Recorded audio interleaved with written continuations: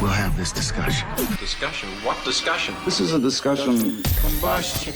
Coming to you from Denver, Colorado. This is Discussion Combustion Podcast with your hosts, Kevin Batstone and Arthur Raw. And then I make my own too, like a Mexican chocolate, which has a little bit of orange. It's Jell-O is the secret. It's a sugar-free Jell-O mix. I'm just going to move this in just a smidge. Jell-O, huh? Cold Stone. Cold you know the consistency of Cold Stone ice cream? Yeah. It's sugar-free Jell-O. Or it might be full sugar. But it's pudding mixture is their secret. Is pudding mixture? Yep.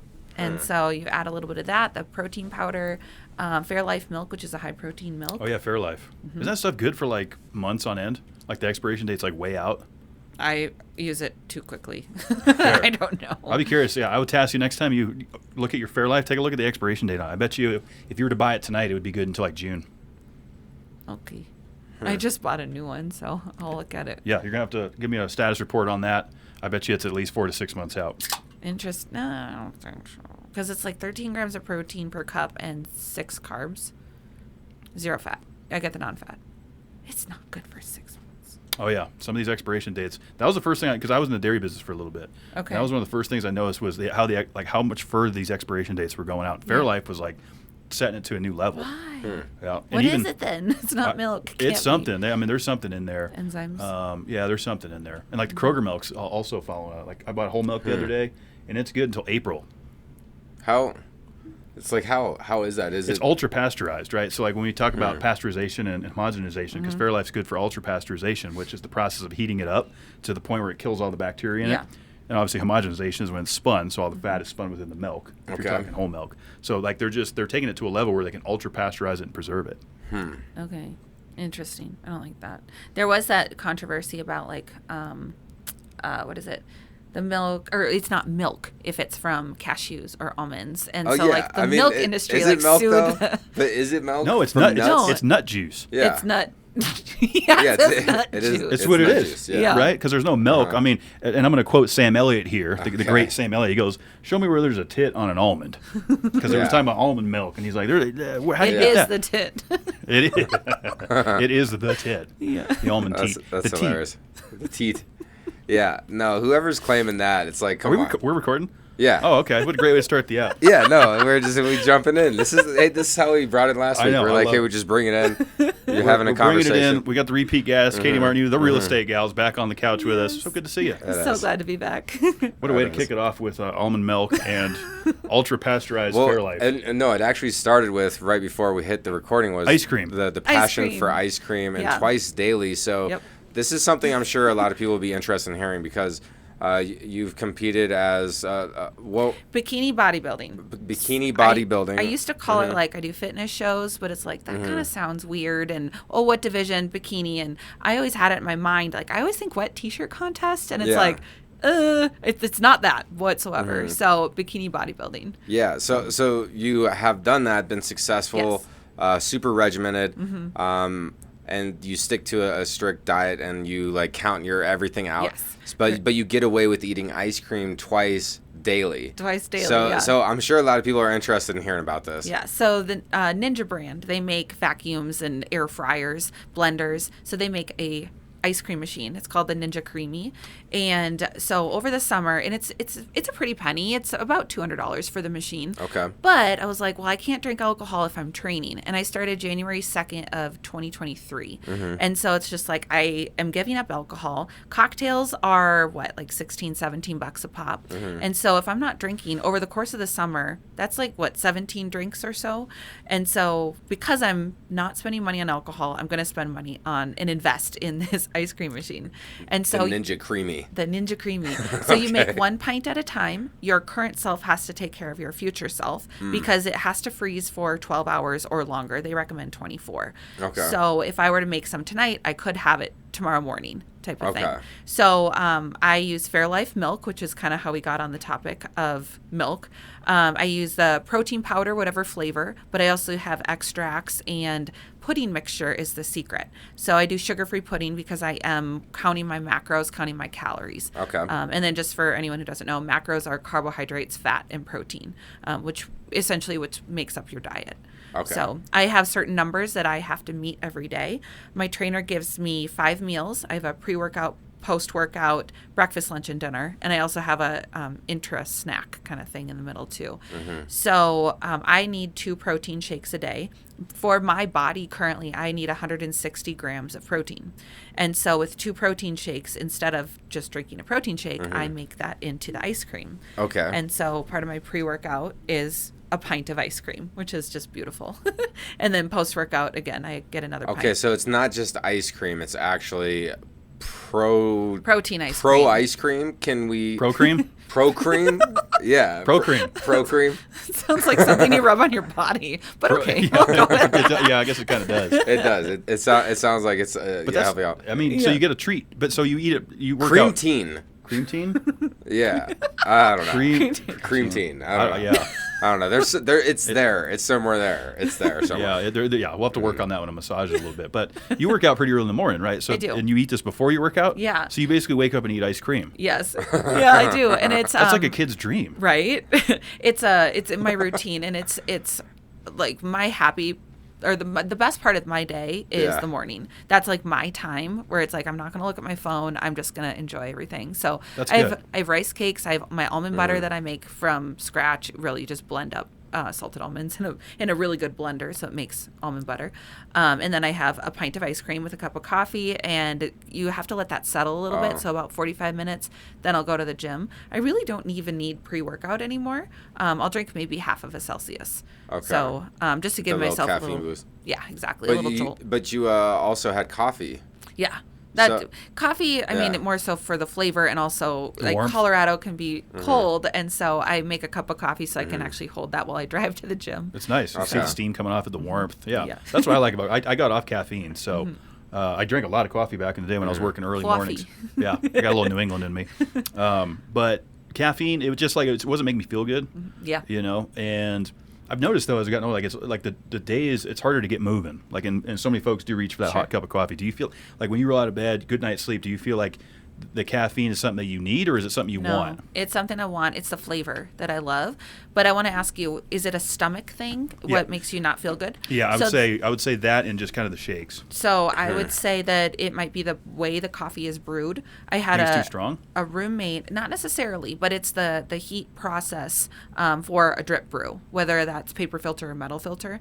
One of my girlfriends would do, there's a pitcher and it has a core in the center, and you would put the grounds in that, and then you're making cold brew. You let it soak for 12 to 24 hours, and it's less acidic. So it might be the acid that's making your stomach upset. So if you really like the flavor of it, you could do that. You could even do that with decaf coffee, so that you're still getting the flavor and whatnot. But now it's like kind of habit for me.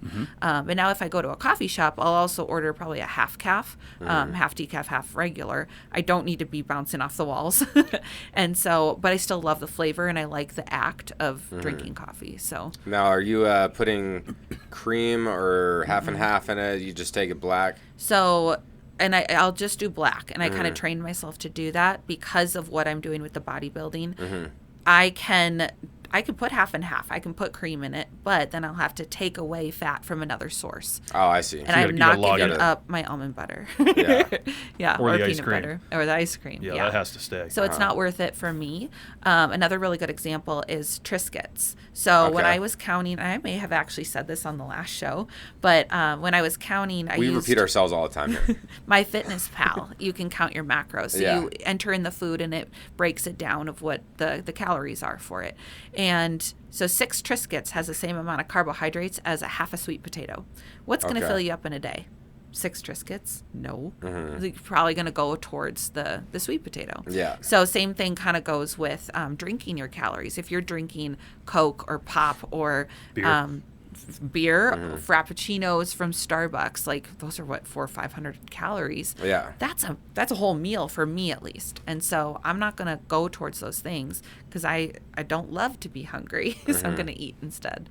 So the macros again, it's fat, sugar, carb. No, fat, protein, and carbohydrates. Okay, fat, protein, carb make up the macro, and then that in turn calories. Makes up, yep, exactly, yeah. So for my carbohydrates, I think I'm near 250 grams a day. For protein, I'm a 160, and then fats probably between 40 and 50 for me. And it's that all in all makes about 2,200 to 2,400 calories. So I'm eating quite a bit. Yeah. And right now where I'm at in my training, because I just, or I've been training, I've always been training. My cut starts March 4th.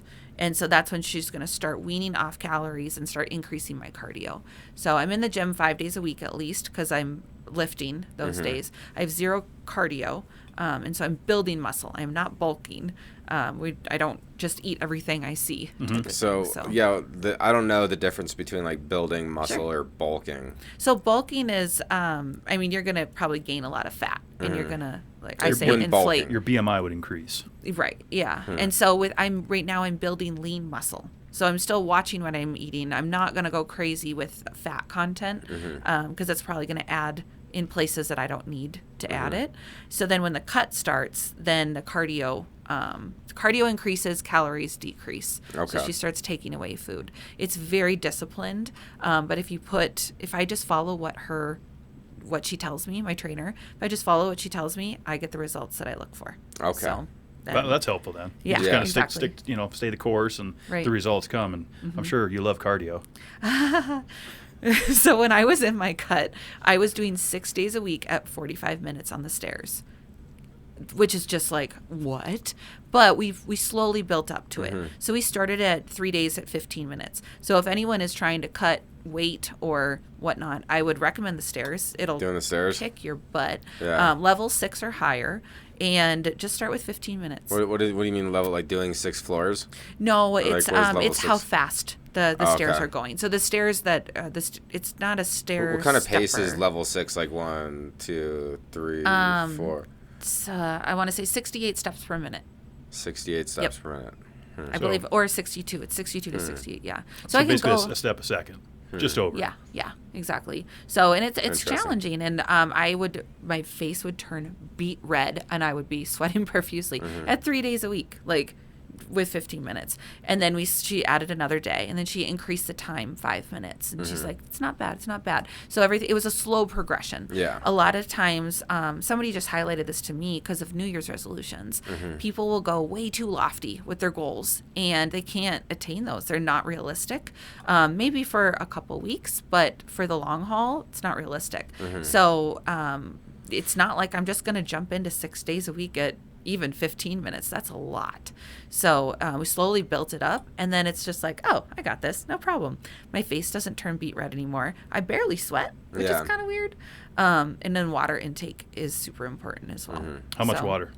Gallon, let's see here, 140 ounces or so, which is pretty much what I weigh. Yeah, so just a little over a gallon. Yeah, yeah. Okay. And then I did a whoopsie daisy because I was trying to drink 240 ounces of water. That's too much. That's a lot of water. Yeah, I Okay. had to literally lean on things, and I misheard her. And it was completely my mistake. Okay. And I was leaning on things, and she's like, how are you feeling? I'm like, I'm exhausted. I am dying. Like, I'm struggling. And she's like, I don't want to continue training you if you're feeling this way.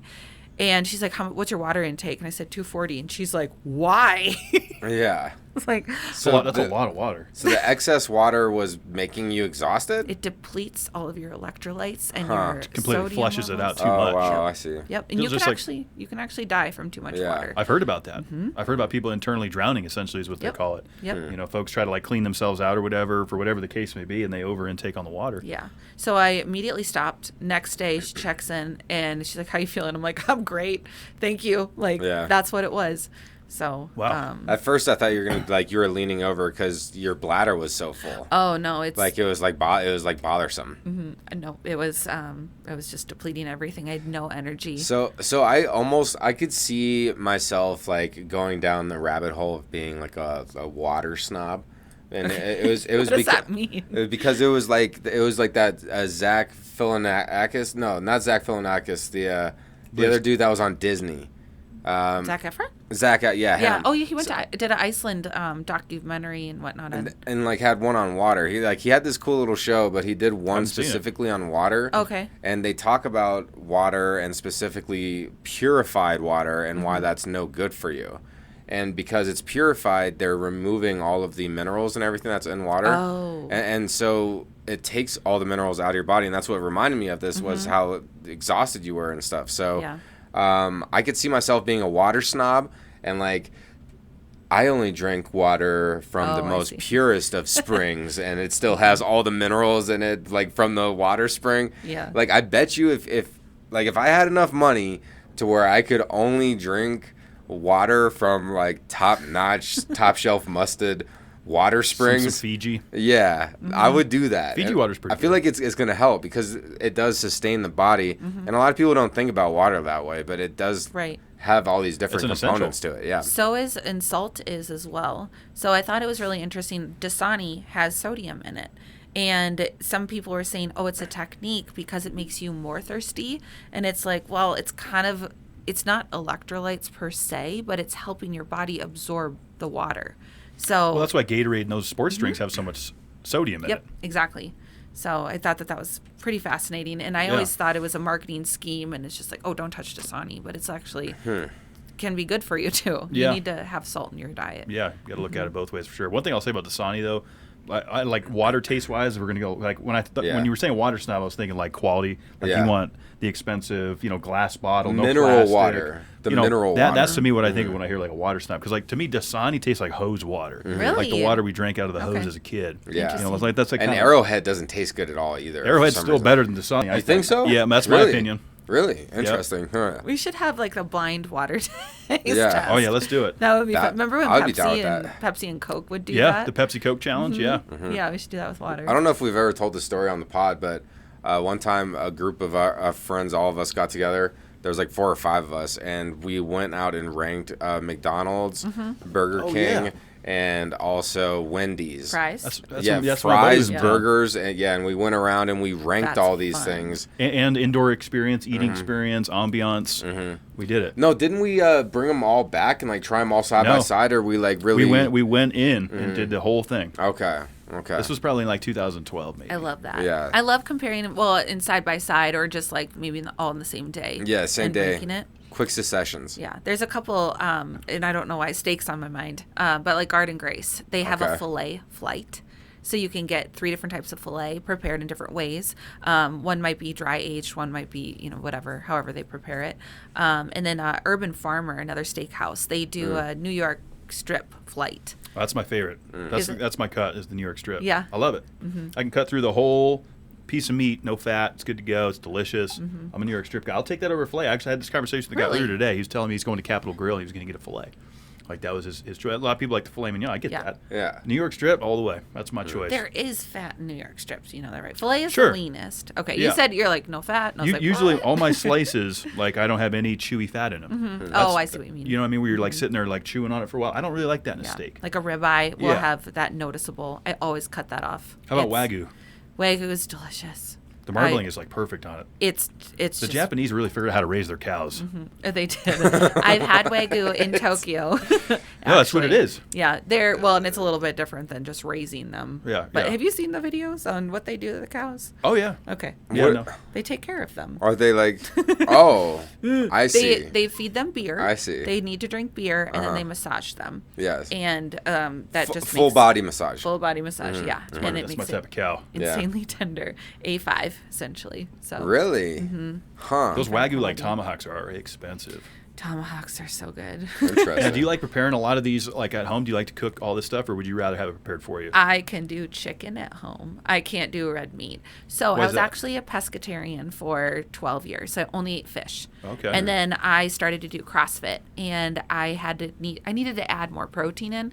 Salmon's what, like $8 a pound? I Yeah. can't afford that if I'm eating it 3 times a day.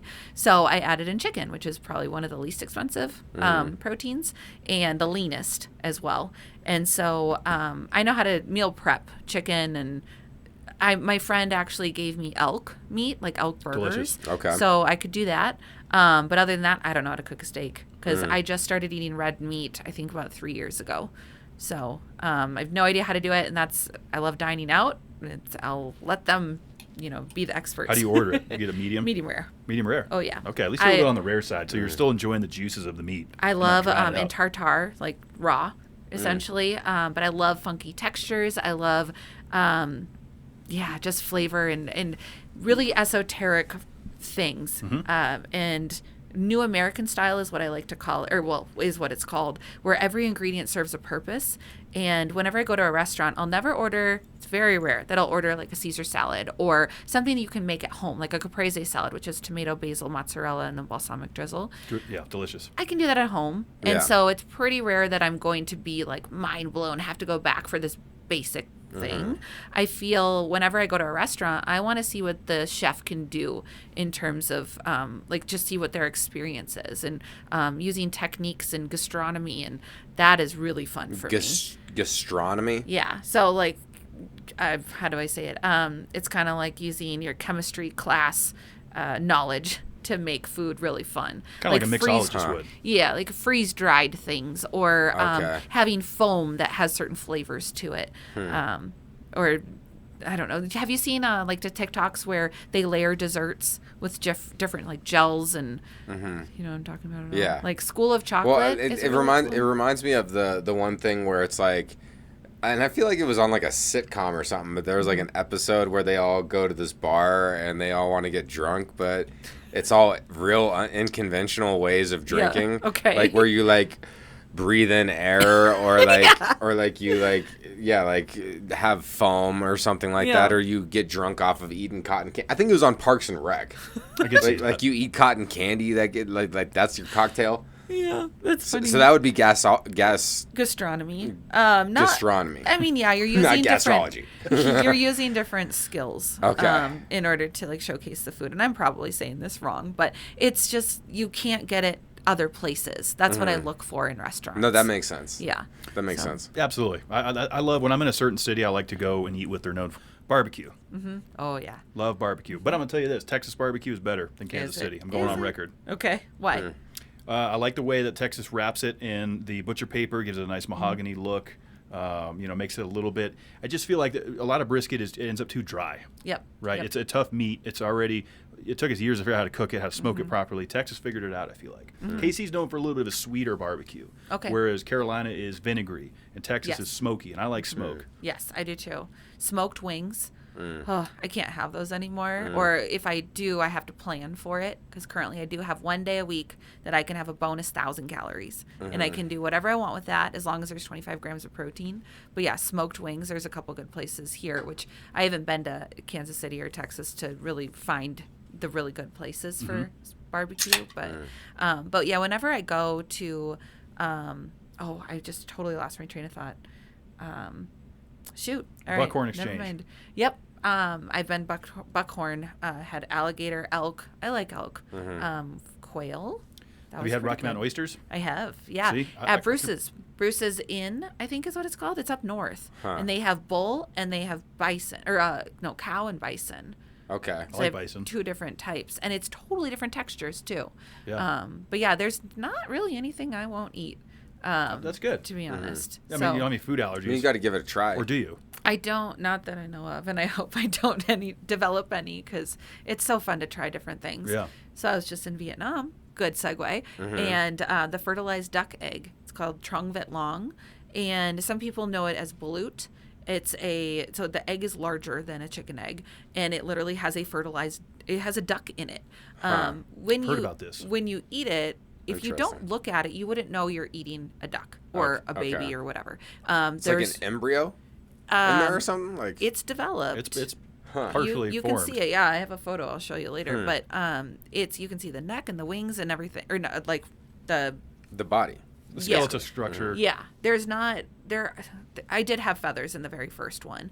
That one was a little bit of a texture, like I don't need that. But all the other ones that I had, I didn't have any feathers. Interesting. But the bones aren't developed, and it's not even cartilage either. So if you don't look at it, you don't know you're eating. So it's like pure stem cells. Yeah. Is what you're eating almost. What was the flavor profile? So it was served with it tastes kind of like a hard-boiled egg. The yolk is typically with a chicken egg, you know how the yolk is pretty dry and it's just like coats your mouth. This does not do that. It's a little bit more creamy, but it's still very dense. And then you can see all the veins in the side. So you have to get over the visuals of it. I think it's fascinating, so I'm all about it. But with flavor profile wise, it's a hard-boiled egg, and then it's served with greens and like herbs, as well as fish sauce with chilies, and then a little bit of salt and pepper. And a lot of pregnant women will eat it because it has so many nutrients in it. Wow. And so they have, like, you get kind of like a whole setup. There was one day I went to 3 different vendors and I tried the eggs from each one because I loved it so much. Okay. And I realized, like, wow, you just ate 5 large eggs. Like, that's okay. It's a lot of protein. That's a lot of protein and a lot of fat too. And did one of these vendors stand above the rest? They did, yeah. Like, clearly? It was a cute little old lady. They're all cute little old ladies that Okay. pretty much have a cart that they push. They typically show up about 5 p.m. and then they're there until maybe 11. And yeah, she did. She had a huge tray, and then it had the little salt and pepper holder. It had a little holder for that the egg sat on. She actually cracked it open for me because that was the very first person I tried, and I had not a clue what I was doing. So, but yeah, it's just kind of funny because it's a lot of older folk that will come, and they'll just stand, eat the one egg, and then leave. And then they pay and leave. But it's very inexpensive too. It's maybe $1.10 for I think 2 eggs. How long were you in Vietnam for? 3.5 weeks. Okay. It was It's quite a trip. It was, that's what a couple highlights. You got to hit us with a couple. So, well, one, I got over there and back on airline miles, so I didn't pay a dime. Oh, that's for that. awesome. Even better. Once you're there, it is so affordable. Hotel room stays $30 to $50 a night. You can get it for way less if you go to a hostel. $7 to $9 a night if you're in a hostel. Wow. I didn't need to share a room with anybody. I could, but this wasn't a budget trip for me. Yeah. So I'm happy to pay $30. I was treated like an absolute queen at $85 a night. Really? I was on like the 26th floor executive lounge access. I got like happy hour drinks and food and whatever I wanted, essentially. More things that were included with the breakfast buffet. And it was a huge breakfast buffet, and I got an entree on top of that. And it's just unbelievable of how affordable it was. But so yeah, the affordability was really fun because I love to try all these different food groups and different things. So a bowl of pho, $1.20. Really? And it was good pho. And I found out why. So I did a cooking class. And what they do is they take the, what's the burner where it's portable, like a portable burner that you can... You know I want to say like a Bunsen burner for some reason, but No, I believe it's a science utensil. It's like a gas oven or a gas stovetop. Yeah. With the flame. So what they do is they take an onion, ginger, cinnamon stick, and star anise, and they essentially char all of that. Then they remove the burnt part on the ginger and the onion, and then throw it in the broth. And that's what makes it so like authentic and so delicious, in my opinion. It's that cinnamon, and I love cinnamon. It really is the broth that sets up. I never had authentic Yeah. Vietnamese pho. I've always had the ones here in the States, but I've heard it's made. Some of them are made with like over 120 herbs and spices. It's a lot. So it's. That was actually really good. And I'm not a huge pho person. I like all the accompaniments that come with it, like the bean sprouts and the herbs and the lime, jalapeno. the lime and the It's just I like the variety. I'm of hungry things. right now. Like that kind of sounds good right now. I know, I love pho. I know this always happens on the show. We start talking food and we're like, oh. Yeah, stomach starts to rumble. It's the broth, though. You're right. That's what makes the whole dish. Yeah, so That's my favorite part. I went to a coffee shop and they actually eat pho for breakfast. And because the noodles will hold you over until, like, if you're working and whatnot, it'll hold you over till lunch or later. And so I went and got coffee, and then I said, hey, to the guy, I was like, where would you go for pho? And he's just like, oh, the one on the corner, that's okay. And their version of that's okay is really good. Yeah. So I went there, and it's funny because they have these little plastic stools, like the little kid stools. And the first time I went to sit down on it, almost fell backwards because I'm not a small person. I'm pretty tall. And so, but it's past it's shorter than where my knees are. But anyway, sat down, and she made the pho for me, and I was like, dang, okay, this is good. And I couldn't put my finger on why. And then once I went to the next city, did a cooking class, and I was like, oh, it's the cinnamon. That's what it is. It's the cinnamon. Yeah. So food was absolute highlight because I could bounce around to different vendors. I avoided eating all of the starch, like the rice noodles, or I don't think I had ramen actually, but I just they're wanted. not big for like ramen out there. That's more like Tokyo, I think was. So But anyway, then I didn't have to eat all of it. I felt a little bad that I'm not finishing it, but that's okay. Then I would go to the next vendor and try something else. So I always looked up top 10 things to do per city and top 10 foods to eat. Okay. Because the South, the Middle, and the North all make the same thing differently. And so some will treat something as a snack. One will be a meal. Even pho tastes different depending on where you are in the country. So food, huge highlight. Yeah. Number 2 was the jungle tour I did. It's a group called Jungle Boss. I think Jungle Boss Tours is their Instagram handle. And it was a 3-day, 2-night trek through the jungle, literally through the Phang Nga jungle. And the guides and porters carry all of your stuff for you, like even your stuff. So all we're responsible for carrying is our water. Really? And we had gloves. There are leeches, and it's like really, really skinny leeches that are like maybe 1 inch, 2 inches. Okay. Those ones will attach to you. So the leeches are one thing to stay away from, as well as there's a spiky tree. And you're literally climbing over rocks and in mud and water and whatnot. So they have you wear gloves and helmets. And then other than that, you're just responsible for carrying your water. So 21 kilometers round trip for those 3 days. And the first area, we camped in a lagoon. Okay. It was a beach. And they took rakes and raked the sand down so then they could set up our tents for us. Like, we were so spoiled. And it's just like, this is their job. So it's just like we are grateful for that, but it's just like we should help them. Like, we kind of felt bad for, I guess you could say, making them do it, but it's part of the excursion. Yeah. They completely take care of you. They cook everything for you, and these are authentic dishes. There was 9 different not courses, but 9 different things for dinner. And we would have family meal. So they would lay out a tarp and then put plastic over it, and then put all of the, rice, and they had like a turmeric fish. They had fern that they had gotten earlier. It was I think we stopped at a market on the bus ride up to start this whole excursion. So they got fern. They had all sorts of different things. And they even made dessert for us. They made a birthday cake for one of the guys, which is very different type of cake. Okay. It was a little bit more gelatinous than what we know cake as. It was very dense. Interesting. And then they decorated it with Oreos and put candles in it and stuff like that. So sounds fun. But yeah, there's 9 of us and then 10 porters or guides. So 20 of us that would just have family meal. And it was 4th largest caves in the world. And that we got to literally, so the first night was a lagoon. Second night we were in the cave. Like, we went. You slept in the cave? Yep, we slept in the cave. Wow, sweet. Huge opening. That was just gorgeous. It was just wonderful. But yeah, cooked for us, set up our tents, took it down. Like, they had a little like bathroom area that had a legit toilet in it. Okay. So it's set up. Yeah. Okay. Yeah, it's set up. They had a water purification system in that cave. Like, the government knows they're there. I think they're the only group that can do that particular cave. So it was unreal. That does sound awesome, though. Yeah. Because you get this sense of exploring, right? Because it's your first time in this jungle, in this lagoon. But it's set up so you're not dealing with all the stress of, like, do I have enough of this? Am I doing okay on my pack or whatever? Like, it's kind of set up so that way you could fully take in. Now, do you feel, okay, so here's my question with this. Do you feel like because of the glamping, catering kind of thing going on, do you feel like that helped you immerse yourself more into the experience and the environment because you weren't doing all this other stuff? Yeah, that's actually a really good point.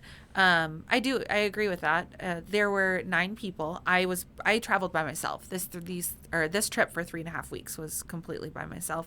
So I got to bond with a lot of the people that were there too, and just kind of, be present in the moment. So yeah, and I mean, I can set up a tent, no problem. Cooking, probably wouldn't be as elaborate as it would not be as elaborate. Yeah. To answer your question, though, I don't really cook at home. I meal prep, but it's kind of your basic. I don't really know how to cook. I know how to bake. That is one thing. You just follow the recipe. Well, yeah, you were talking about making cookies and all this other stuff last time. So, Yeah, I just actually made these Snickers bars that are chocolate chip cookie base, caramel, chocolate, and then layered, and then pretzels on top. Oh. They're bomb. Why didn't you bring something like that with you? You know, I've been out of the house all day. I forgot. I mean, come on. That's the yum yum get you some right there. Come on. That's a cute little saying. Yeah, that's from Dano. Okay. That's not original. Can't That's, take credit for that. That's Dan Oliver by his seasonings. So what was the weather like over there? It was a little humid. Humid. When I got there, I went to Ho Chi Minh City or Saigon, and it was humid, and it's like, I can deal with this, but my hair is just, my hair. Wild and free. I thought that humid's supposed to be good for hair. Sure. Yep. I just Like get very curls it, frizzy. So I'll straighten my hair, and it'll just be like, poof. And It gets poofy. It's not pretty, in my opinion. So one of the reasons I moved away from Minnesota. I was going to say, doesn't it get humid back in Minnesota in the It summertime does. for Yep. like 2 months out of the year? So Colorado, love it, because what is it, humid It's dry. for maybe 3 weeks, maybe. And it's not even really that humid. Like No, our it's- rainy season here. Yeah. Yeah, Well, I love that it. rainy season's increasing though. Like That's fair. last spring, that was like a long rain. Like We did get a lot of rain. I've lived here my whole life. It's Yeah. never rained like that. Like, and it was crazy. Yeah, I've been here for 6 years now, and this is definitely home, but I like the climate in Colorado. So yeah, Ho Chi Minh City was a little bit humid, and then I went to Hue and Hoi An, which is in the middle of the country. Great weather. It was like mid 70s. It may have gotten to low 80s and maybe dipped down to mid 60s, but it was just great. It was perfect. Not too hot, not too cold, but the excursion I was just talking about actually got canceled. I was supposed to go November 15th to the 17th, and it got canceled because the water levels got too high. And so instead, I had to re-puzzle my entire trip, which was stressful, but I am type A, and I'm very organized and color-coded. So I have an Excel spreadsheet that has exactly where I'm staying, the excursions I'm going on, the booking number, what credit card I used to book it. And I did that because there were some credit cards that you get better incentives or cash back. Oh, so you're really peeling back some layers here on Yeah. on like your frugal abilities. Yes. Would you call it frugal abilities or like? Yeah. Is That's how that I it? was raised. That's how my parents are. So Thrifty. very thrifty. How would you describe it? No, I think that you hit the nail on the head. Oh, okay. Yeah. Okay. Frugal is. Well, my dad was a carpenter, so. Okay. Yeah. What does that have to do with? Oh, I hit the nail on the head. Cute. Oh my gosh. Okay. Well, because you were talking about I see what you your did there. family, you know. Yeah. That was fantastic. That's funny. I was just like, carpenter, what? What does that have to do with it? No, that's a great thing that you get your ducks in a row, so to speak. Yeah. You know where you're at. Excel spreadsheet. I like that. Yeah, and so I did. They canceled it. Water levels too high. So then, instead of doing that, I went to the middle of the country and reconfigured everything, and it was super insanely helpful. Super insanely, it was very helpful for me to know, exactly what credit card I used and what email. I had 2 different emails, unfortunately. Okay. That it was all going through too. So then I could find the confirmation stuff so much quicker. But anyway, I went to Hue.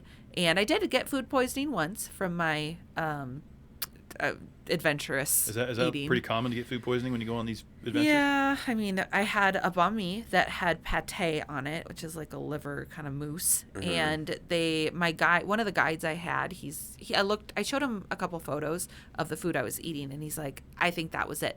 And he thinks that the pate was maybe a week old and just sitting there and just.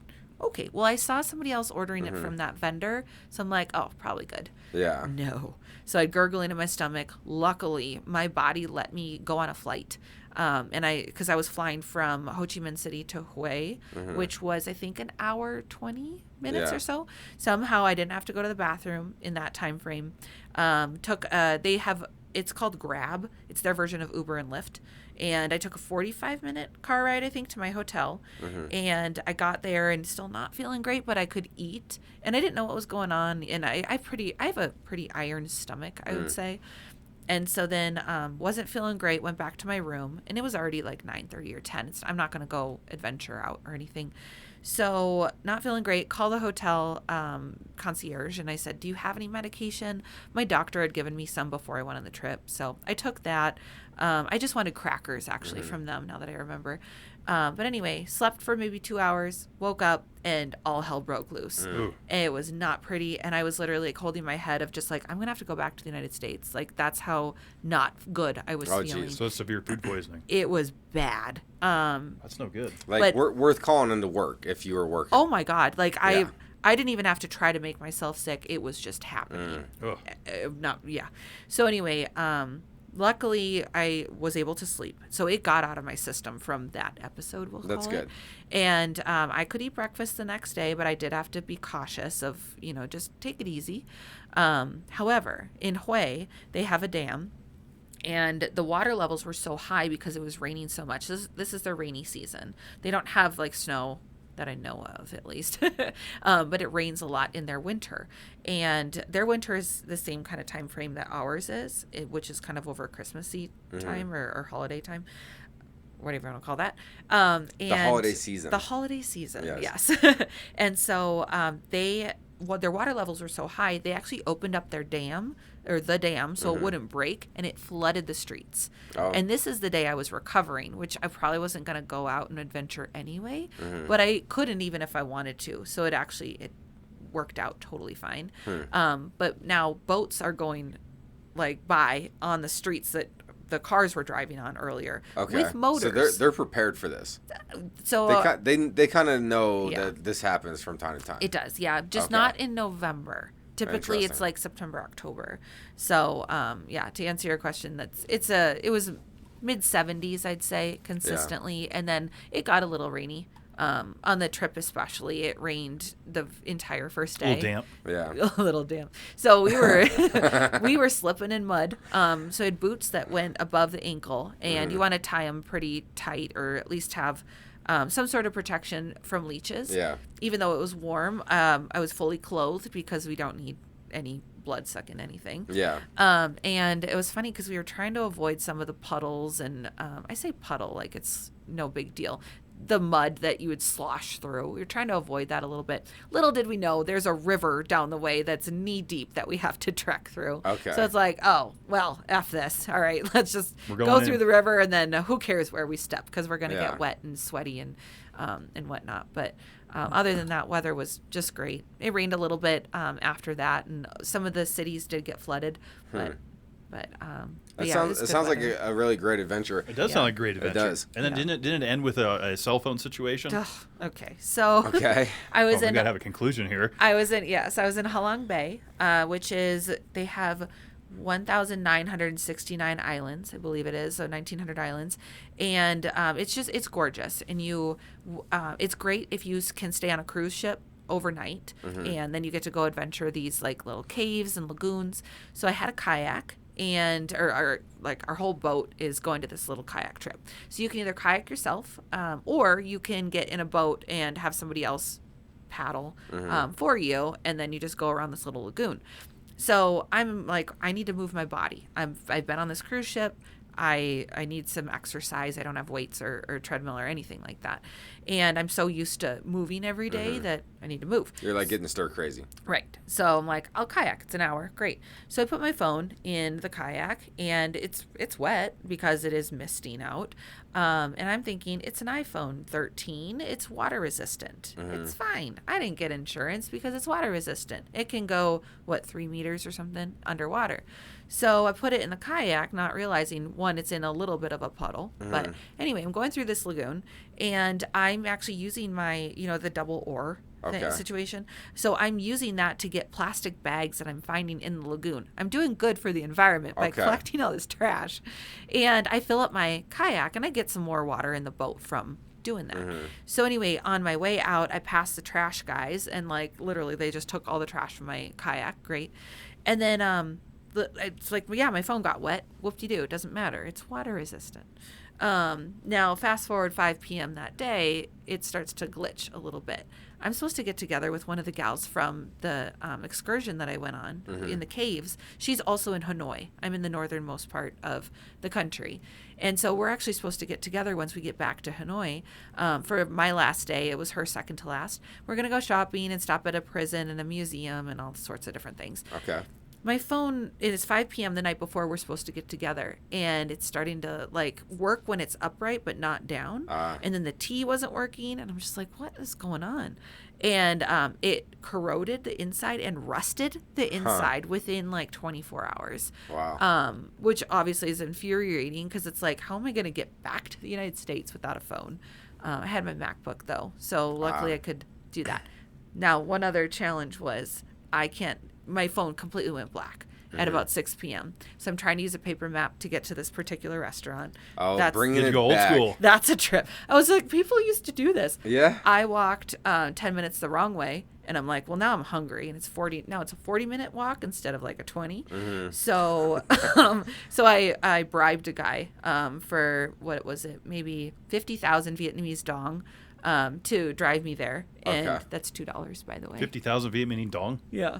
Wow. Yeah. Is two American? Wow. Is $2 American. Yeah. That's crazy. So kind of nuts, but anyway, I didn't have, even with my computer, to download that app, that Lyft Uber or their version of it. You had to like. It wouldn't do it because it's a computer, not a phone. Wow. And it's like, ugh. So anyway, now this gal, her name is Ellen. She's German, or from Germany, and I want to get together with her. I don't want to leave her hanging. The last message I sent to her was like, hey, I think my phone's on its way out. Let's make a plan for tomorrow. Yeah.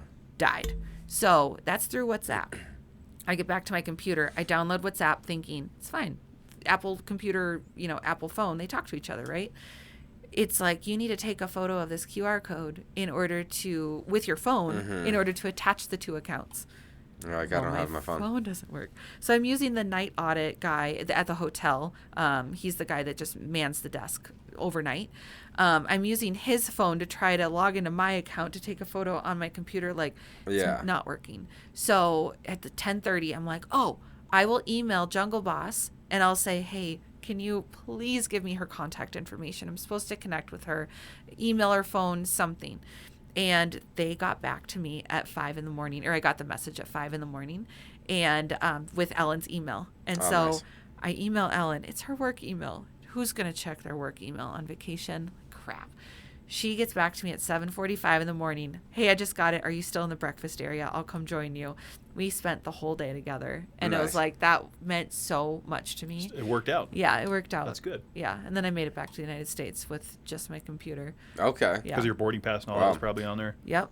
And then also one other thing, the hotel room I booked did not have any windows. They don't have alarm clocks.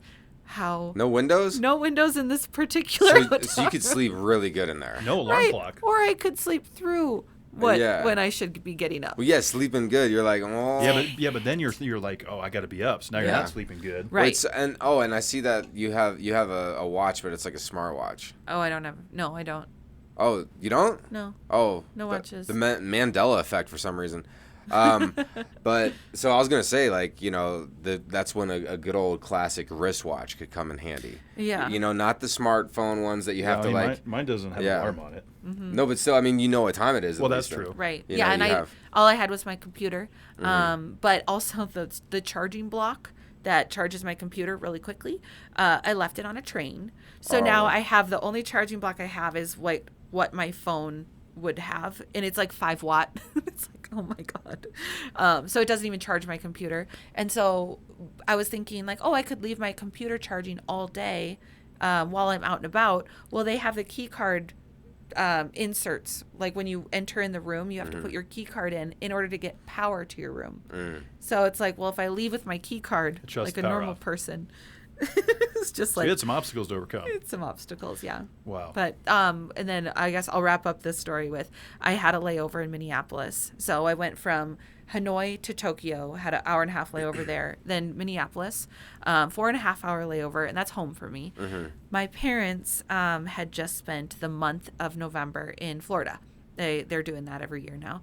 And I said, hey, I'll be at the MSP airport if you want to take me out to coffee, or, if you want early Christmas presents. And this is December 2nd. and they met me at the airport, took me out for coffee for 2 hours, and I hadn't seen them since summer. Yeah. And so it was really cool to be able to see my parents for a couple hours before I made the trek back home to Denver. Final leg. That is awesome. But I was in the line to get your boarding, or not your boarding pass, but your passport stamped.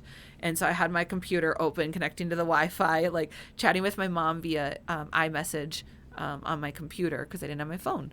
And so. Yeah, wait, so do you, because I went to Canada recently. Sure. And I didn't get, no one stamped my passport. Canada might be different. Same so with do Mexico. I like, because I wanted the stamp, but no one gave me the stamp. So it's like when you leave the doctor, I want the lollipop. Yeah, like I was... Yeah, it's probably because of the frequency that people travel to Canada.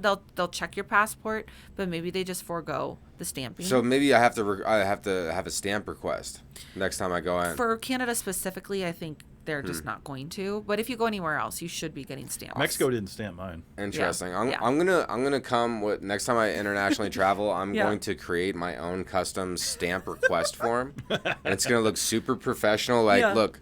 Here's my documentation that I need to get this stamped. Here, I made this stamp for You know you. Can you please stamp? That's funny. So, awesome story with Vietnam. And that was good. Thanks for taking us on that journey. Yeah, a lot of great adventures. There's a ton of questions, but one of them that I had, because I'm really into like all the war stuff. Did you visit any Vietnam War locations and battle sites or anything like that? The Cu Chi tunnels. Oh, do you know what the Cu Chi tunnels are? So it's what the Viet Cong used to like their tunnel systems. Yep, their tunnel system, and I actually got to go in it. I'm almost 5'10". That was not easy. That was a quad workout, I tell you what. Wow. They are shorter there. Somebody told me they're shorter because of malnutrition or just their diet, but I don't know. It's Vietnamese. I normally tower over Vietnamese people, but they showed all of the traps to, like, if the enemy are walking, there's all these traps. If you step on them, it might fall through, and there's spikes in the bottom, and it kills them. Or there like might a booby trap. Yeah. Oh, yeah. Another cool thing that they do is they would make shoes, the Vietnamese. They would make shoes out of tires, like old tires, but they would make it, you know how like a flip-flop is, and they would make flip-flop sandals too. It wouldn't even be like closed-toed like boots like Americans would wear, or whoever is attacking them. They would do, you know, flip-flops are wider at the top of the foot, if you will, by your toes, and then it's narrow towards the heel. They would actually make the shoes so it would be reversed, and so when they're walking one direction, it actually looks like the footsteps are going the opposite way. Yeah, to deter the enemy. Oh, wow. So that's pretty neat.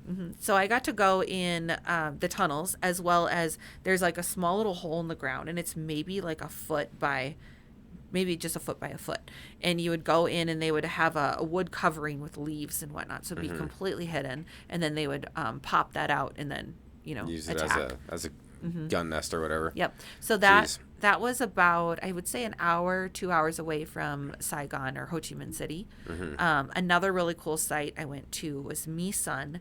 I'm trying to remember. I think that's near Hoi An. Which is middle of the country. So My Son, it's spelled My Son, M-Y, and then S-O-N. There was an emperor that would travel there. It's temples, essentially, for praying, and there was I'm going to butcher it, like kind of Buddhist, I think, somewhere to worship, essentially. And the structures were so cool because they definitely got destroyed. I think the French were attacking, and they got destroyed. The brick that looks brand new is actually the old stuff, and this is like 1,100 years old, I believe is what it was. But it looks brand new. Then after the attack, somebody saw renderings of it, or maybe a drawing or something, and they tried to recreate it. They tried to use mortar in between the brick, and it looks god awful. Like, it looks terrible. And it looks very weathered and very, very old. And it's like, how in the world did they do the original so clean and pristine? It's a really pretty terracotta color, like kind of that orangish brown. They used pine oil, is what they said, to make the brick like water resistant. And so that one, we got to see craters that where you could see where bombs were dropped that were kind of lakes now. Wow. And so the cool thing about this was, like, this emperor or hierarchy person would travel hundreds I have a terrible memory. This is why I write things down. But they would travel a very long distance to get here just to pray. Yeah. And then they would leave. Well, when it was under attack, this area, I think it was the French invaded, and then they decided to it doesn't have any meaning to them. So after this war was kind of done, they just left. And then this site was forgotten about for 300 years. Wow. Really? And then it was rediscovered, and then that's when they started to do these renovations. Interesting. So that's interesting. Yeah, that was super cool. Yeah, there's a lot of cool history and all the colonization stuff. Yeah, I like all the geopolitics. That's really interesting, like going into the history of Vietnam. And absolutely. We could. That's a whole thing to dive into. But did you get to see any river, like the Mekong? Is it the Mekong? I wanted to go to the Mekong Delta. I should have. That's where those river boats were made famous during the Vietnam War. Oh, yeah. We saw it in the episode of the Grand Tour where they went over there and kind of re-emulated what that was like going down the Mekong. So that's actually a lot further south than I thought it was, and I know it connects to Cambodia, I believe. That would make sense. It was like Bobby Flay, or it wasn't Bobby Flay. It was some Elton Brown. No. What Bobby Flay? Somebody. Who's the one that? He has a site on or a TV show. He committed suicide. Anthony Bourdain? Yes. Yeah. Anthony Bourdain was down there as well, recommending all these different places. So one of the reasons I made this a food tour, my Vietnamese trip. So I think I tried more food items than I did for museums and tourist sites like that. But I did get a little bit of the culture, or I got a lot of the culture, but a little bit of the history, I should say. But anyway, the Mekong Delta, there's a food item there that I wanted so bad. So it's a worm. It's a coconut worm. It's the size of your thumb, literally the size of your thumb, and it is moving like it's doing its thing. It has pincers, I think is how you say it, on one end. So you actually, when you eat it, you eat the back end, and then you bite off the pincers and throw that away. Yeah. But it's in like a fish oil, and they are literally moving. And I was so excited to try them. You were. Little did I know, you cannot get them any other place other than Mekong Delta. Really? Like, dang it. Yeah. Oh, so you didn't try these? No, I couldn't try them. And they eat, like, I've seen two. I don't know if you're familiar with the show The Grand Tour on Amazon Prime. If not, it'll be a free plug for them. I'd recommend one of their episodes because they do the whole Mekong Delta. Okay. And it's epic, and they try the foods, and there's like floating cities that they go to replenish and all this stuff. But one of the things is they're eating grasshoppers, like tarantula legs. I think they did try those things. I remember Hammond was like, I don't eat that stuff. I think they did try one of those things. I would try it. Chocolate-covered grasshoppers and crickets, like that's on my list. I didn't try those. I've never eaten a cricket. I can only imagine it's all like shell. It's got to be pretty crunchy. I feel like I've eaten some weird stuff though. Like I got really into Bear Grylls back when. What is that? Bear Grylls from Man vs. Wild. He's a survival expert. Okay. He had a huge show on Discovery Channel called Man vs. Wild. Yes. Oh yeah. And I was him eating all this beetle grubs and all this wild stuff. And Art remembers I was like a gazelle running around in the forest. I wanted to be like a survival expert many moons ago. We actually filmed an interview like, hey, I would be good for a survival show because, and like we were all taking pictures and like I remember that we made something for Kevin to go on. I should have gone on one of those shows. I think it would be great. We could do a little like buffet here of just Fear Factor or whatever. Oh yeah, Joe Rogan style. I feel like I've eaten everything. I'd rather try like the baked goods. The baked goods. Yeah. The baked goods. Okay, yes. Well, I think anyone would do that one. Yeah, I'd give it a go. I think one of the craziest things I did after a night of drink is I ate a moth. That's dusty. It was very dusty. I think I was there for that. Were you there? That was I'm pretty sure I was there for that. Well, because I was for one, I was drinking. We were all drinking that night. I was still in this Bear Grylls mindset where I'm like, I want to eat wild things like termites, bugs. The house cats eat moths. Why not Kevin? Why not? They catch them. I don't know if they eat them. I don't think they eat them. You haven't seen them get them in their mouth. They're like. Well, yeah, but they catch them. Yeah. They let them go. I don't know if they let them go. I think they kind of stomp it and then it depends on the cat. Sure. Yeah. But the fact remains is this. I'm going to give it a 1 out of 5 Yelp review on the moth. Do not recommend. Okay. Yeah. All right. What are some other funky things that you've had? What have I eaten? I've eaten pig's feet. I've eaten fish intestines, which is known as tripe, also a common ingredient in pho. Okay, so I know it as cow. The fourth stomach of the cow is tripe. Yeah. Yeah, I think it just represents. Is any intestine called tripe then? I don't know. Fish intestine. Because same with me, like in pho, like there's like the tripe, which is like a cow intestine. Yep, it's the fourth stomach. And I learned that in Florence, in Italy. So, and I might be wrong, but I'm pretty sure I'm right. Yeah. But I don't. Yeah, I've never heard of fish intestines because those would have to be pretty big, right? I don't know. Wouldn't cow intestines be bigger than yes. fish intestines? Yeah, that's why. Yeah, so fish intestine, it would be so small, like almost a delicacy that would be extremely expensive. Kind of like caviar. Probably. Yeah. Do you like caviar? I do. Yeah. I went to a caviar bar. It was a caviar champagne bar in DC, and they probably had 30 to 40 different types of caviar. So they harvest it at different times, and then there's obviously different fish, like sturgeon. I'm not going to actually name any fish because I don't know them very well, but beluga caviar is very popular. It's almost like a little bit of a slimy texture. You won't get like that popping. And then there's like the really, really small ones that are kind of crunchy, and then larger ones that can be almost like an oyster. Sometimes the larger oysters don't have as much flavor or brine. And then some of them are some of the like large caviar that pop, they can be extremely salty. So yeah, I do like pre-salted, sea salt, pre-sea No, salted, yeah. pre-sea salted Naturally caviar. sea salted. Yeah, yeah, but they're typically served with like potato chips, or you can do like a creme fraiche, and you can get like the whole setup. I've had that at a really nice steak place in Vegas. It was Jean Georges, I think is how you say it. But we got a couple caviar setups that had like the little blinis, little pancakes, the creme fraiche. I'm trying to remember what else is on there, but I really like the caviar to shine, and those accompaniments, just in small doses, are supposed to complement the flavors. So shine visually or like as a palate flavor? As it complements each other. Just like if you were to have a big, bold red glass of wine with a red, like a nice steak, they complement each other really nicely. So the flavors, you're just going to get a better experience. I had a Malbec red wine, and you taste a little bit of that, and then you have a little bit of blue cheese, and then you taste the wine again, and it's almost like a different flavor. Yeah, blue cheese is kind of a weird palate. Yeah. Not even a palate cleanser. It kind of changes the whole way you taste it, front and back. Because blue cheese to me is kind of pungent. Pungent? I guess that's a good word for it. It's I'm not the biggest fan of it. Yeah, it depends. Sometimes on a burger it's really good. Black and blue. Yeah, but however, this is a good segue into other things that you do too, which is on Instagram you're recently starting, or no, you've been on the foodie stuff, but you're taking it to a new level. Yes. So I got reached out to by Dining Out magazine, and we had lunch today, and we get to highlight a restaurant and just our experience. So I'll be writing a little blog post. I'll help with the reel. The guy that I met with, his name's Kevin. He's awesome.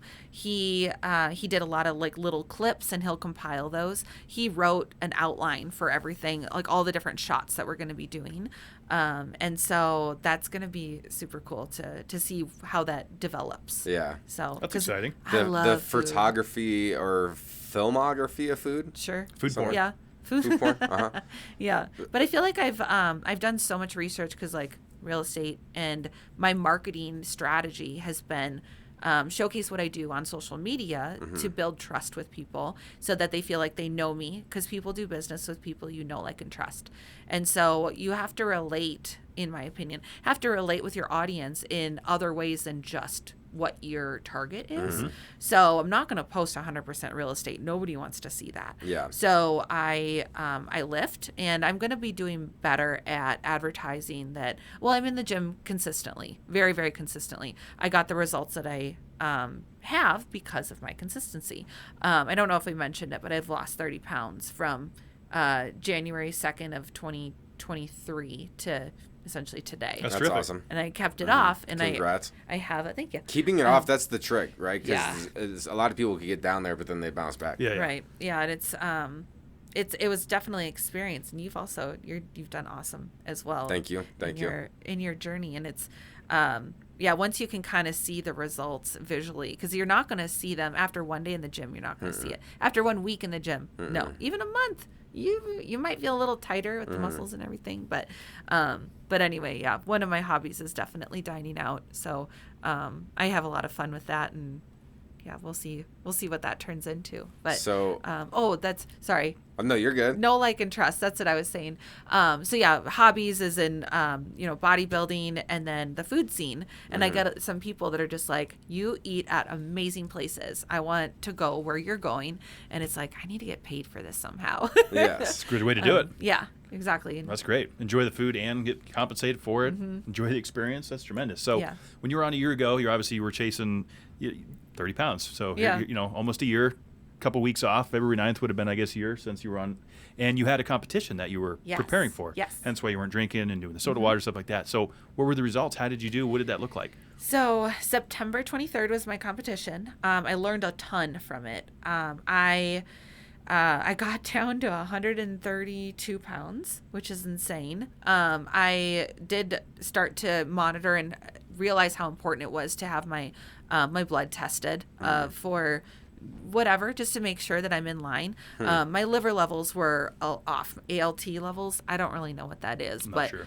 I don't know. My doctor tested for it and it was off the charts, and we found out I needed more fat in my diet in order to function. But regardless, and then doing the show, I didn't really tell anyone I was doing it on the date it was. I didn't want people with signs or asking me how it was. Like, I was doing this for me. Yeah. I also didn't post any photos on social media. I get enough feedback, we'll say, from people, and I don't even want like compliments or criticism. I didn't want anything. Yeah. This is for me.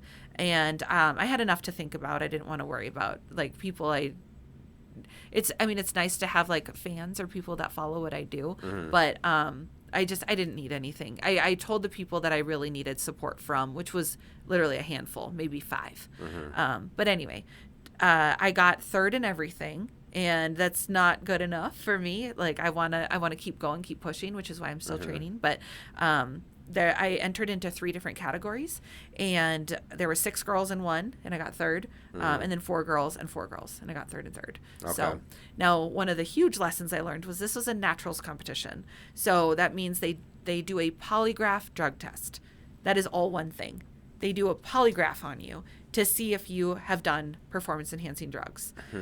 And I did recreationally 1 Adderall within like 3 months. Okay. So a ton of people are like, it's out of your system. You're fine. And it's like, it's not about if it's in or out of my system. Like, it's the polygraph. It's a polygraph. Yeah. So you sit. That's pretty intense. You sit on a pad and it sees if you're shifting your weight. You have, I think, 2 or 3 fingers on testing your perspiration and pulse. You have a wire below and above on your chest. I think I had a head thing on. I can't remember. I was so stressed because of that frickin' Adderall. Just one.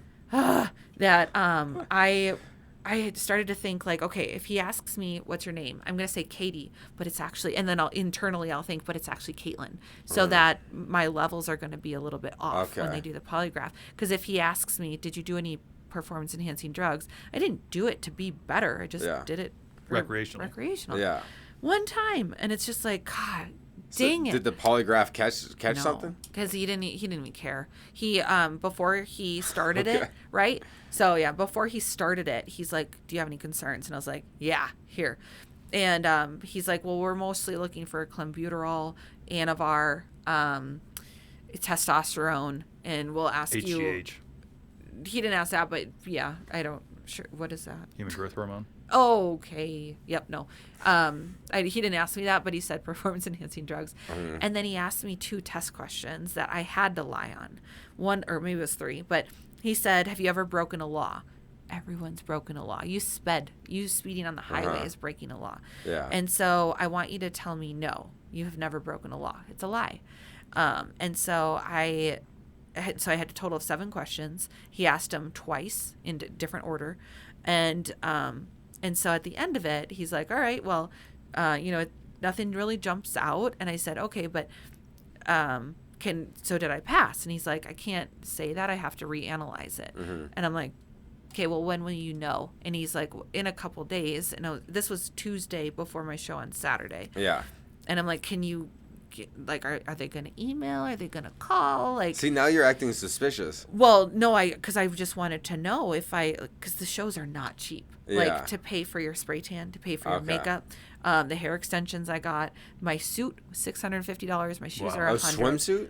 Yeah, it is a crystallized custom. You don't swim in it. A $600 crystallized swimsuit? Yeah, It's a show suit. Okay, show suit.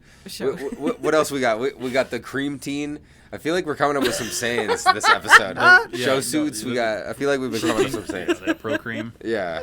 Then there's the entrance for the show itself is like $150. Each of the categories are about $100 to $150. So it's about $1,100 to compete, and that's not including the suit. Yes, so it makes sense to why you're curious. And your curiosity is. I have been training justified. for 9 months. Yeah. And I might get turned away because of one Adderall. So I'm just like, when would I find out if it's a no? And he was just like, you know what, just good luck at your show. Mm-hmm. And I'm like, I asked one more question. He's like, just focus on Saturday. Get out. He's like, he couldn't say if I actually passed. But anyway, got back to my car and I just started crying. I am not a crier, but I just started bawling because I was just so stressed. Yeah. And then I started to overthink it again of just like, well, he actually didn't give me a green light. So anyway, then I did the show and, I felt what it was like to be on stage. And there was a couple things I would do differently, but now that I know, then I'm just going to be that much better this Repetition's next a time. mother skill. Yeah. Well, one thing that I will note that I think is awesome is doing something for yourself without letting too many other people know. Like, you're not looking for that spotlight approval, I like that. and like you're just going after it for yourself. Those are generally the goals that you get the most fulfillment from as well. So I think that's awesome. Thank you. Excellent work on all that. I think it's also great that you traveled solo to another country because it can be difficult and when you're on your own and you lose your phone and you have to problem solve. Right. But you can find the solutions and then now you have that resilience. So it's like I encourage people to do things by themselves. I've done a lot of things by myself and it's been a lot of fun. So that kind of in a nutshell, I know we asked this question to you last year when you were on. Uh-oh. If you had one piece of advice for humanity, sure. what would that one piece of advice be? Oh, and I didn't give an answer last time, I don't think, because I was like, I want to process this. Did you right? Did you curve the question last time? I think I probably did because I'm trying to curve it in my head I don't right now. remember. That was a year ago. If it's one piece, just do it. Like, we have one life. Yeah. And so people say that all the time of just like, you travel by yourself, that's so brave. And it's like, what else would you do? I mean, go with somebody, but like, I wanted to do something, I did it. And I don't have a regret for that. There is a lot of things that I don't ever want to look back and be like, oh, I wish I woulda, coulda, shoulda. And so it's just like, do the thing you want to do. I got inspired to do the fitness show, because of 75 Hard. Do you know what that is? Yeah. So 75 Hard, it's a challenge. It's 2.5 months, 75 days. And you have to drink a gallon of water every day, read 10 pages. You need to exercise twice. One exercise has to be outdoors. And each one of those is 45 minutes. Yeah. And there's a couple other, you have to follow a diet. It doesn't matter what the diet is. You just have to follow a plan. They're trying to get you into good habits.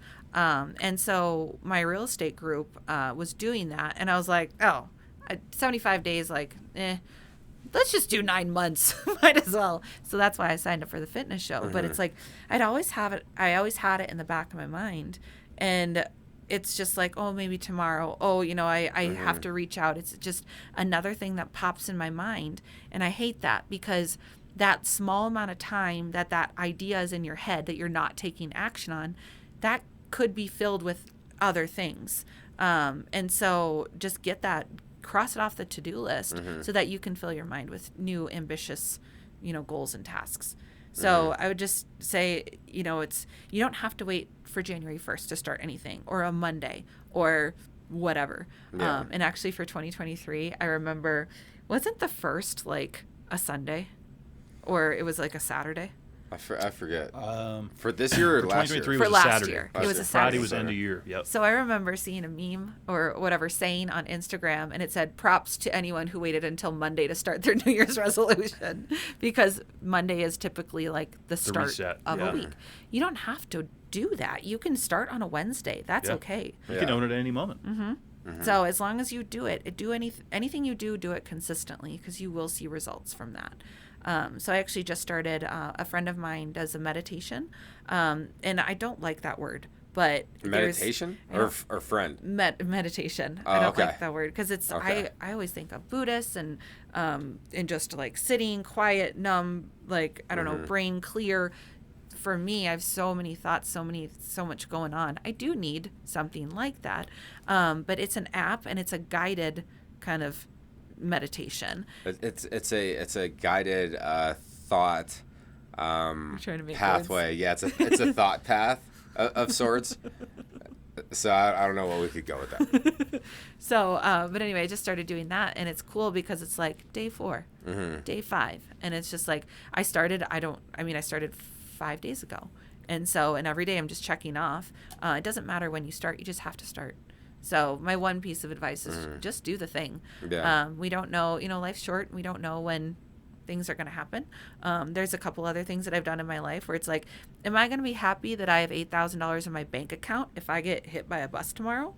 Or am I going to be happy I went through the thing that I spent the $8,000 on? Yeah. Probably. I'm going to go for the experience. No one cares what's in your bank account. That's the red pill community thing. Red pill community? Yeah. What is, tell Stack me. cash, do cash, everything's about this, flash in the pan type stuff, as we talked about. That's the whole red pill community thing. I don't know if you've heard that term. I haven't. But It's been called, there's like a bunch of things that fall into this red pill community. It's basically I know a little bit about it, but Yeah. it's evolving. Yeah, it is. It really is. It's starting to affect a lot of areas. And you'll probably see, now that we're talking about it, Yeah. you're probably going to see it the next time you go my scroll phone's through your listening, feed. Yes. It's going to know. You're like, oh, red pill community. Yeah. But no, great advice for humanity, and it's also that you've lived through it, and so the advice is deemed. And one thing that's cool about when you're immediately acting on what you intuitively know you need to do, right? And you're immediately acting on it, then all of a sudden it's a year has passed, and then you look back at your experiences in that last year, and you're like, wow, what a life I've been living, taking the risks, doing it what I need to, save some money, be prepared, but also live, experience it while you're young, and you can enjoy it too. So the memories are the things that are irreplaceable. And so, I do want to say too, my parents are getting older. They're not old by any means in my head, but I've been cherishing my time with them more and more lately. And so anytime I have an issue, I call my dad, and I know how much that means to him that I don't go to Google. I go to my dad first. Yeah. But I was home for Christmas and just home Minneapolis for 4 days. And we were playing games. We played games every single night. And it was cool because I'm working on a book for it's a present. It's a surprise, so I may have just spoiled it. But I'm working on a project for my mom, we'll say. And I've been asking her weekly questions on just trying to get to know her a little bit more of just her childhood and what's important to her. And but anyway, I was just like, you know what? I don't know the traditions my parents grew up with the holidays. I don't know how they did birthdays or Christmas, or what was it like with all their siblings and things like that. So the last night I was there, it was mid-afternoon, and I get a message from a friend that he's like, oh, you're in Minnesota or Maple Grove. I didn't know you were home. Do you want to get together tonight for drinks?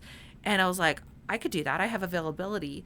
And then I was like, you know what? No, I just want to play games with my parents and just talk to them, because I cherish that so much, and I don't get that a lot. So I maybe go home twice a year or so, but it's the memories that you can't. It's crazy. Right before you came here, our neighbor Vince, who's been on the show before, we were having a conversation with him about that exact same thing about spend the money on the moment. You could always pay your credit card back or whatever, or you don't get time with your family back, or because he was talking about saving his dog and putting his dog through paying for that surgery and how that's going to be expensive. Yeah. So it's interesting how it works like that. Family and friends make you the richest man. Something I said for a long time. I wrote it in a song lyric, and I believe absolutely. If you don't have that relationship with friends and family, it's like money doesn't mean anything. It's it's a tool, but the experiences that we have on this planet and the people that we surround ourselves with is what it's about. Yeah. And so there's I feel that my time is precious. So I went on a date recently, and it didn't. I should have FaceTimed him first, but within 3 minutes, I was like, we're not made for each other. Like, and I was carrying the conversation. It was almost like I felt like I was in an interview. If I didn't have questions to ask, I think he would be silent, and then it would be really weird. But it's like I sat with him for 2 hours, and it's like, dang it. I wish that I could be sitting here. When online dating, you always got to do a quick video call before the meetup. This is like standard protocol. I don't do online dating. So it's like standard protocol. I don't like it. I wouldn't encourage it for anyone. But as busy as I am, then it's just like, no. And then you're quickly reminded when you get into the marketplace, it's not so good out there. Right. So. And there's a lot. We could go on a whole podcast. Oh, yeah. Right. On that. We've touched this before. We've had some dating experts and stuff on the show that have gone into some topics on that. It's something interesting. Though. It is. I mean, it's a very interesting time. Yeah, and time you don't get back. Yeah. Well, and the greatest gift you can give someone is the gift of your time. This is Yep. true. Yeah, I totally agree with that. So, I mean, with that being said, thanks for giving us the being gift. here. Yeah, it was great having you back on. And definitely we'll continue to keep you in the wheelhouse, supporting what you do. And I want to get you back on to talk with us again in the future because you're doing so much. Yeah. Yeah. And it's fun to watch your stuff, too. You do Thank great you. with your social media posts. It's very professional. You're very knowledgeable about the content you put out there. So I would encourage our viewers and listeners to scroll down to the show notes down below, get in touch with Katie. And real quick, just a plug for our viewers and listeners. Where do they go? Again, they can click on it down below, but where do they go? What do you mean? Where do they go? To get in touch with you. Oh, yeah. I mean, reach out any way you'd like. So I do my best to be consistent across with my brand. And so my Instagram, Facebook, it will all have my phone number on there. I mean, email is fine as well, but just DM. I am constantly checking it, and I feel like I have to with what my line of work. I want to help people. That is really important to me, and so I don't want to make it hard for people to find my contact information or get a hold of me. So Fair. Yeah. Excellent. Yeah. Well, buy your next house from Katie, and it was awesome having you back on. Thank you so much. Yeah, this will become an annual tradition now, of course. The January, February area.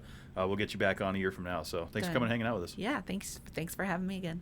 All right. Believe and achieve, y'all. I had to get that one. That's right. Let her rip, tater chip. Bring it back to old school. Do you have a slogan? Oh my gosh, no, these are so fun. What did you say, layer chip? Let her rip, tater chip. No, but I'll have to think of one. Okay. That's fun. See you later, alligator is kind of lame. That's pretty good. You know what? Whatever sprinkles your donut. Ooh, Okay. That's pretty good. Okay. I have a swimsuit that says that on it. We might not all be stars, but we can all twinkle. And on that beautiful bombshell, be good to yourselves. You deserve it.